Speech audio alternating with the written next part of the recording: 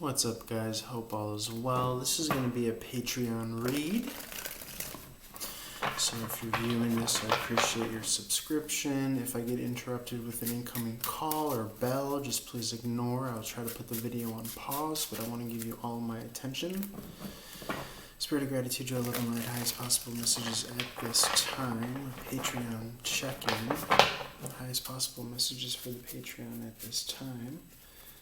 Highest possible messages for the Patreon at this time. Guys, I just want to let you know that I'm posting a lot of back catalog entries onto the YouTube, so feel free to check out all the videos on the YouTube that have been posted. As always, there's daily content on the TikTok and Instagram, just to keep you on par and up to speed with astrological events and downloads. The tarot always has something to say for those that are choosing to view that path. Speaking of astrological alignments, I tend to give the Patreon subscribers the first dibs on all that kind of information. Something new to the forefront beyond Venus retrograde in Capricorn, Pluto's great return, February 22nd, Venus moving direct, March 5th, Jupiter moving into Pisces, December 28th, I believe. After the 28th, there's a great conjunct, essentially, a great alignment of, I believe it's Venus, Saturn, and Jupiter and the Moon, or it could be the Sun. But in any event, that is going to allow us to kind of end old ways of doing things, and it's a time of great progress so that we can find new and better ways of, again, expressing our highest selves. Yes, it is the Moon, Venus, Saturn, and Jupiter is what the alignment is. I actually took a screenshot here. The Moon, Venus, Saturn, and Jupiter. Now we know that Jupiter is currently in Aquarius till again the 28th. I'm just looking at the Tarot.com planet tracker. Saturn, the planet of lessons and limitations, is in Aquarius until March 7th. So around that March time, there's going to be some huge advancements. Venus is going to be moving into the sign of Aquarius, outside of the sign of Capricorn, March 5th. And I believe she'll be moving direct by then in the sign of Aquarius. So that March 5th energy is going to be huge. Again, with Saturn now in Pisces as well around that time. To meet Jupiter in Pisces. Jupiter will have already been in Pisces again by December 28th, 21, end of this year. December 13th, Mars leaves Scorpio and goes into the expansive Sagittarius energy, so it's a great time for travel. After the 13th, what else? Mercury leaves Sagittarius after the 13th as well. A lot of movements coming. Of course, we leave Sagittarius after the 21st, moving into Capricorn to meet Venus there. Mercury, the planet of communication, divination, leave Sagittarius again on the 13th for Capricorn as well. So a lot of interesting energies in Capricorn. Capricorn is a mechanical energy, kicks the tires of your life and challenges what isn't kind of long-lasting and long-enduring. So it's very interesting that's going on. Saturn, the planet of blocks and inhibitions and lessons, is in the Saturn's ruling planet is Capricorn. So that kind of aspect or dynamic with Saturn, blocks and inhibitions and limitations being in this kind of dreamy, airy, fairy Pisces energy is something to, interestingly enough, look at or pay attention to. Because with Jupiter and Pisces, you're going to want to bring heaven to earth. You're going to want to bring down your biggest fantasies. You're going to want to put yourself in a position to channel your highest dimensions and realities. Neptune is in Pisces as well, and its home sign of Pisces. Neptune is that planet of dreams and the underworld. Excuse me. Jupiter is about expansion, luck, things of that nature. Pluto is in Capricorn, the energy of death, rebirth, and transformation. Personal power is in hard-hitting Capricorn, 10th house, social status, career, things of that nature. So as far as the tarot is concerned, we have some Leo energy wanting to come out. 5th house, this is competition, friendly competition, as it were. We have the Tower in reverse. This is Scorpio, Aries energy, ruling planet Mars, and we said that Mars was coming out of Scorpio, interestingly enough, on the 13th. So this is an energy of really kind of being able to salvage and rebuild from harsh endings that may have occurred in the past 30 days or so. Could be 60 days as well. But I'm getting a sense that coming out of Scorpio energy, because again, this is literally Scorpio energy and Aries energy, ruling planet, shared planet Mars. So in the reverse, this tells me coming out of Scorpio season, Mars is, again, on the 13th of December. Some big events to unfold there. Mars will be happy enough in kind of the cousin sign of Sagittarius.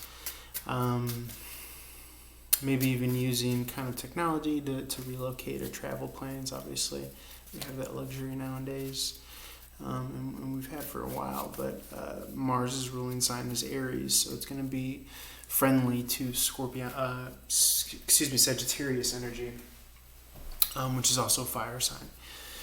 It's about shooting your bow and retrieving it. It's very expansive. Troublesome energy. Interestingly enough, Sagittarius' ruling planet, Jupiter, like I said, is going to be in Aquarius until the 28th. Aquarius is about futurisms, quirkiness, self-expression, marching to the tune of your own drum. It's the 11th house of groups, humanitarian, volunteer work, working on behalf of the greater good. A lot of technological orientation there, so hence the kind of travel energy. Mars is a planet of action, so when traveling, Sagittarius, again, traveling for the holidays. And then Jupiter is the best way to expand using technology. But this could be in the career front too. It doesn't just have to be traveling for the holidays per se. What we do have is, I think, personally, I think something is going to unfold when Mars leaves Scorpio season, December 13th. He moves into Sagittarius. I'm trying to think what else is going on with Sagittarius. Interestingly enough, that same day, excuse me, I got a notification. Mercury. What is that? Oh, okay. Let me do this. I'm going to put you on pause, but I just wanted to say that interestingly enough, Mercury leaves Sagittarius that same day that Mars enters Sagittarius on 13th. So we'll talk more about that. Let me just put this on pause and I'll be right back with you. Okay, guys, thank you. So last left off, we were talking about how Mars is wanting to move into Sagittarius on the 13th, and then at the same time we have Mars moving into Sagittarius on the 13th of December, and then while that's happening, Mercury is leaving into Capricorn on the 13th of December. So you see me looking in the background, I'm just looking at my laptop with the planet alignments in the background. Capricorn is mechanical energy, very kind of like masculine. I always kind of interpret it as like kicking of the tires, looking for sustainability. Capricorn is a very kind of goal-oriented sign, willing to go the distance and lose track of time, even in perpetuity. I've known Capricorns that have been with companies for over 35 years. So just as an example, but Mercury is the communicator, so communication might be more technically nuts and bolts oriented during this phase of about, let's see, 3 weeks. Okay. And then you have Mars and Sagittarius. We spoke a little bit to that. Sagittarius, more of like a gung-ho traveler sign, has to do with law and higher learning, philosophy. So look for your actions to be more so aligned and oriented with your personal outlook on life. If it's more kind of going your own way, if you have somewhat of an independent streak within you, depending on what your sign is, versus more aligned with inside the box, you could see that come to fruition with your own personal philosophy. Let's see, what else can we talk about? The Sun in Capricorn, at least in Western astrology, after the 21st, it moves into Capricorn, the Sun does. This is more highlighting our 10th house of career and public image. If you're using Eastern sidereal astrology, then the Sun will just be moving into Sagittarius, which again highlights travel, higher learning, law, philosophy, foreign affairs, foreign relations, things of this nature. Expansion, growth, advancement. Kind of like shooting, your proverbial philosophical arrow to the top of the mountain and then retrieving it with that Capricorn energy is what we're kind of dealing with at this time of year. Let's see. Aquarius is a communicator type energy, wanting to speak to the masses. Okay. Wanting to expand upon your social circles and making sure that the people that you're orienting yourself with, tick certain boxes and meet certain standards and quota before you want to kind of delve further into that relationship. Before you kind of start dreaming a future with them, so to speak, with Pisces energy following up Jupiter, Saturn. And then beginning, I believe, like February 19th is when Pisces season starts. But let's see what the tarot wants to say. We did speak to that Tower moment coming out of Scorpio season in Western astrology, where I read primarily Western, but you'll hear me from time to time reference Eastern astrology, which is a step behind, essentially. So, for instance, in Western, the Sun is in Sagittarius, but in Eastern, the Sun is in Scorpio. So, Spirit, anything for Mars leaving Scorpio? We had that Tower moment in reverse. I'd be curious and interested to see what that has to do with. If you could illuminate that messages, Spirit. Star card in the reverse. This is coming out of Aquarius season as well. That's what that reference would be. Let me get my camera screen right so I can see myself. Apology for the scowl on my face. So the star sign in reverse, I read this as typically kind of getting into the depths of your emotions, having some sort of understanding and internal articulation as to why you have certain emotional tendencies or reactions, seeing it from a higher elevated perspective here. Coming out of Aquarius season, the only thing that jumps to mind again is Jupiter and Saturn in Aquarius right now, in which case it'll move into Pisces. Forgiving the past and healing the past is what's coming to mind with the star card in the reverse. Star card in the reverse is really having to kind of do that kind of deep psychological, emotional, analytical work. But when you do free up those energies, you can say, oh, for instance, I don't necessarily enjoy this particular person because they don't have boundaries. They their comfort level versus my comfort level of, let's say, boundaries, for instance, are different. So I just don't like their energy, okay? That could be an example of understanding, but once you have that understanding, you could articulate it to yourself and then make better kind of judgment calls on who you want to associate with or not associate with and why. Three of Pentacles here, this could be who you want to collaborate with.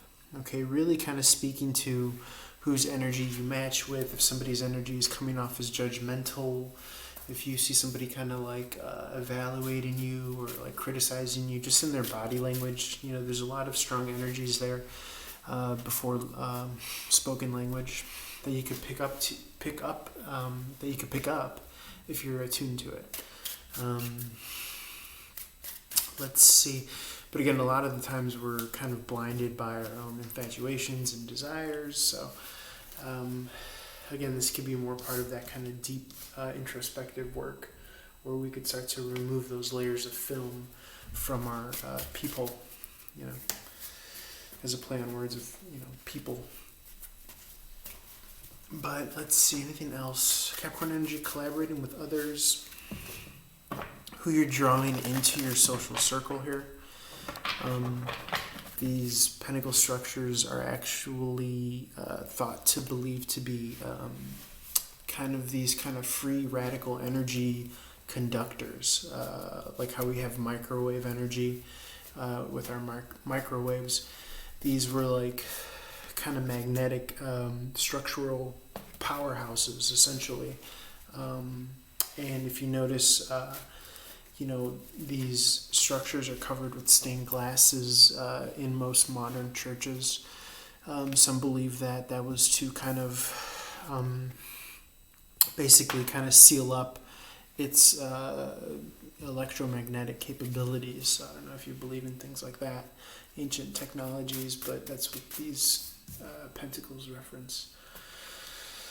What else can we speak to? So when I interpret this, I like to interpret it as to, you kind of meeting your energetic match and frequency and, having a better understanding of your kind of emotional traumas or past, quote unquote, being able to solve those, establish healthier barriers, and then being able to kind of honor those boundaries and barriers, as you create new relationships with the Two of Cups in the upright here.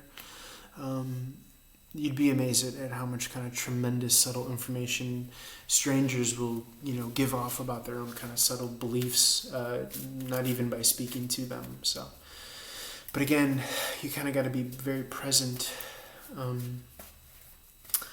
and not really having this kind of blindfold on or these blinders on of your own intention. So I think the advice here would be to kind of leave your intentions at the door and focus on being present when making new connections, whether romantic or business partnership, and don't be afraid to put your guard down. Okay.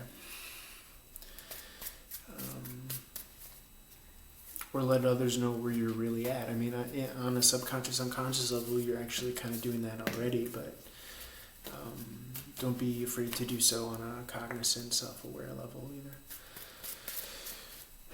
Anything else, Spirit? Anything else, Spirit, that we could speak to? Yeah, we're definitely talking about our emotional comfort zones here with the Moon card in the upright. What is this? Two of Wands. This is Aries, Young Emperor energy. This is springtime energy. This is about seeing your world as your oyster, seeing an open world. So this is a very kind of positive, like, hey, I could buy a plane ticket anywhere and do anything that I want. But I think, this would have to be on your own kind of time, from your own heart, from your own mind. I'm getting, this Aries energy is a very kind of free-spirited, independent nature. This Two of Wands powered by the Aries energy. So again, if somebody's kind of trying to influence you or plant a seed in you to take action, you may have somewhat of a rebellion stance towards that, and you may want to affirm your independence in regards to who you associate and who you act for. And hopefully it's primarily yourself and what's in alignment with your kind of emotional sensibilities here. So that's what I have for you guys. That was a very fun and interesting reading to do. I could go on and on, but I don't want to keep you. Obviously, feel free to reach out for a one-on-one. Like, share, follow, comment, subscribe, and I appreciate your viewership. Holler for more. Peace.